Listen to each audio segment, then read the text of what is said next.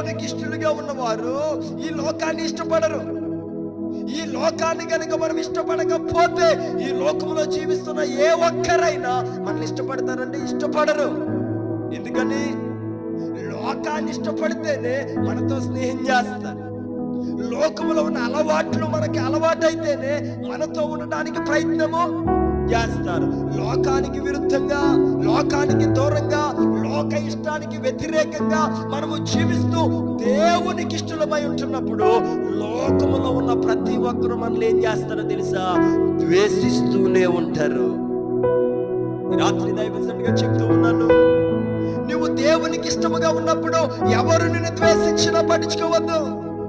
నువ్వు దేవునికి ఇష్టముగా జీవిస్తున్నప్పుడు ఎవరిని అవమానించినా నువ్వే మాత్రం కూడా పట్టించుకోవలసిన అవసరము లేదు. ఎందుకనంటే మనము దేవునికి ఇష్టలుగా